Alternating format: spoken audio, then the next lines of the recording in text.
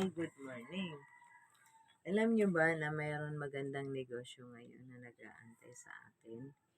So, kung gusto natin magkaroon ng income na kahit nasa bahay lang tayo, pupwede na sa panahon natin ngayon.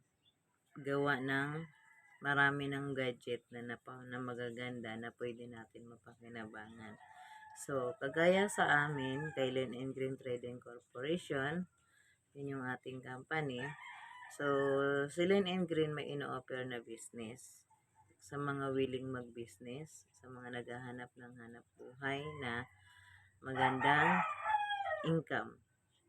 So, syempre, pagka-business, natural, mayroon tayong puhunan. Yung puhunan na yon, ikaw naman ang mamimili kung saan yung afford mo. Kasi meron tayong tatlong klase ng puhunan kung paano din kikita ng malaki. Diba? Ready na ba kayo? So yan, good morning nga pala. By the way, ako nga pala si Maria Agnes Lagrimas Ampalaya. Magti 3 years na dito sa Len and Green Trading Corporation. Noong una kasi ako naman po ay hindi naman nag-business. Ginagamit ko lang si produkto para sa aking kalusugan. Pero hindi ko alam, mayroon palang mas magandang income at malilibre na yung aking tinitake na products. So, yun. So, inalam ko yun. Nag-training ako. At yun, awa tulong. Malaking tulong na talaga siya. So, sa mga kagaya ko sa akin na wala namang pinag-aralan, hindi nakagraduate ng high school. Actually, nakapag-high school ako dahil sa acceleration exam. Yun. So, noong in-offer sa akin ito, total ginagamit ko naman yung product, sabi sa akin, bakit hindi mo pakinggan yung training? So, ang kailangan lang dito, mga idol, kailangan lang natin mag-training. Alamin natin, ano ba yung klaseng business yung ating papasukin. Yun ang number 1. Huwag tayo basta-basta sasali kung hindi natin nauunawaan. Kasi kailangan unawain po natin. Actually, ito nga yung pagkakamali ko nung unang saba ko sa ganito. Kasi, papasok ako na hindi inaalam nung noong namumuhunan. Kaya ako ang nagsuffer. So, doon ako nagkabaon-baon sa utang dahil sa ganun. Sa paghahanap ko na mayroon lang magpipiin sa akin, hindi ko alam ako din pala yung magsasuffer bandang huli. So, kaya, ngayon na natutunan ko yan, na ano ko yan, di baling walang mag-invest, wala akong sakit ng ulo. So, yun. Kasi syempre, kailangan pag business mo, di ba, sa sari-sari store nga ikaw mismo nagka-handle. Ganon din dito. Kailangan ikaw mismo yung mag-handle sa business mo. At aaralin mo talaga. Kaya may training sa company na ginagawa.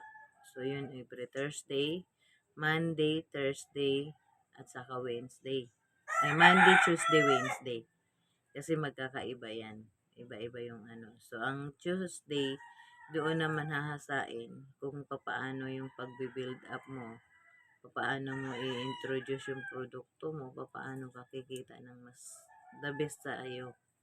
Ikaw ang mag-aano ng kita mo. Ikaw ang magdidiin ng kita mo, magpapalaki ng gusto kung gusto mo talaga nakapag-build up ka. So, yun. So, dito, may sa company namin, sa company ni Len and Green, mayroon tinatawag kasi na 7 ways to earn, 7 klase ng kitaan.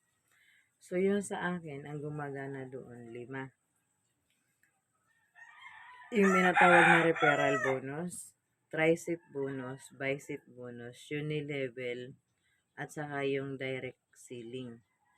Yan yung gumagana sa akin. Yung dalawa, may tinatawag kasi na leadership bonus at saka yung star step bonus. So, yun, hindi ko pa yung pinapangarap kasi malayo pa naman. So, So, mangyayari sa akin dyan yung isa, sa leadership bonus or starship bonus, pag nag-supervisor ako. Pero malayo pa rin. By the way, ako din po kasi running to supervisor. So, yun po yung kagandahan. Kaya, kung nangangarap kayo na mag-business, itry nyo po, subukan sila ng Green. Napaka-the best po niya. At sa produkto, hindi po kayo mapapahiya kasi maraming doktor po dito na nag-invest. Mga professional doktor po talaga sila. Doktor sa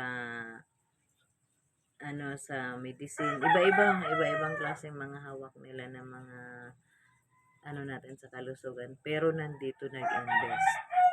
So, ang kagandahan po kasi mga idol, doon pa lang, nagpapatunay na napaka-the best yung products. Ang products kasi magsasalita eh. Hindi po kaagad yung kita. Yun yung tiningnan ko dito. Kasi pag okay yung produkto, tupalo yung kita. Yun. So, sa Unilevel, kahit pa paano, hindi po ako nasisero. 2, 3, 6 na box, minsan 10 box na kape. So, talagang po yan. Consistent po yan na matulong. Kaya, kung nagpaplano ka, ikaw, nagpaplano na mag-business, bakit hindi mo subukan? So, naghahanap lang naman tayo ng mga business at saka huwag tayo ano ba yan, yung magdepende sa reels. Kasi ang reels, hindi naman kasi kaagad talaga kikita. Yun ang gamitin natin ng yung Facebook natin sa mga dapat na pagkakakitaan. Oo, kung halimbawa, pala rin na ma-reach natin yung pinapaano ni Mita, hindi pa rin kasi ganun ang kikita kaagad eh. So, mayroon naman mga inu-offer na magagandang opportunity. Bakit hindi natin i-grab? Pero, pag-aralan, wag basta-basta susunggab. Kasi marami dyan. Actually, sa akin nga, marami nag-aalok eh. Kaya lang, nakita ko yung opportunity ni Len and Green. Nakita ko yung opportunity na dati kong iniwan, na kung hindi ko sana iniwan, ay supervisor na pala dapat ako ngayon. Yun yung pagkakamali ko. Sa naghanap ako ng ibang akala ko na mas kikita ako, yun pala, yun din yung magbabaon sa akin sa kautangan. Kasi syempre, yung lahat ng budget doon, uutangin ko talaga. Kasi wala na, saan ako kukuha ng budget doon sa mga transpo namin. Yung mga tripping namin na wala naman nangyari. 'Di ba? So, by the way, iniwanan ko na yon. So, ako ngayon ay halos 3 months na consistent, tuloy-tuloy. Talagang tinatrabaho. At monthly, kahit kaunti, hindi na zero. Meron naman na monthly na umaakyat kahit kaunti. So, syempre, kailangan ko pang pagbutihin. At sa strong legs kasi doon, meron kasi akong isang business partner na nasa 64 years na siya, pero grabe humataw. Siya, kumikita talaga siya. Tapos, ako naman, yun yung ko. Kasi, pag hanap ako uli ng panibagong business partner na willing akong makasama, willing akong makapartner, di ba? So, yun. Baka isa ka sa hinahanap ko. Yan, mga idol. Gusto ko kasing madagdagan yung business partner ko. Thank you. Yun lamang. Salamat sa panonood mo nitong video na to. At yung susunod ko, yun, yung papaano na yung kita. Papaano na kumikita kay Len and Green. Kagaya nito. Ito yung sinasabi ko, yung business partner ko. So, yan. Mayroon siyang i-include na naman na 5. Yan yung kikitain niya pag na-include yan. Diba? So, ganun siya katindi, mga idol. Structuring niya to. Yan na structuring niya. Ginawa ko. Kasi, inano ko kung saan ko ilalagay yung 5 niya. Na maganda yung income niya. So, ang kagandahan dito sa business na to, pag nakapag-build up ka, panalong-panalo ka. Makapag-build up ka ng user, yung bumibili ng products, yun yung sinasabing user. Nakapag-build up ka ng reseller, yun naman yung taga-binta. Yun lang yung ano niya, yung magbibinta lang siya. At ang pinaka-the best, makapag-build up ka ng builder. So, yun yung gusto talagang trabahuin yung hanap buhay. Kasi si ate, ang pangarap nito, pagdating ng 65 niya ay meron na siyang pundo. Ganun. So, di ba?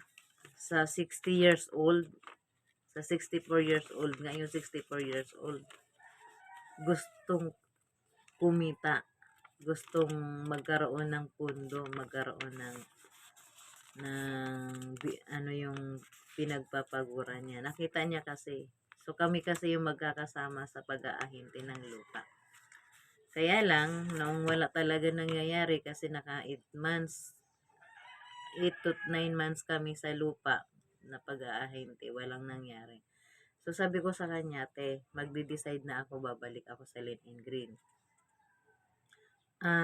Yun naman, awa tulong, noong pagbalik namin, talagang siya pala nag-aantay lang. Yun. Kaya, congrats sa mga willing dyan ng mga nakikinig. Salamat sa uulitin uli. Bye-bye.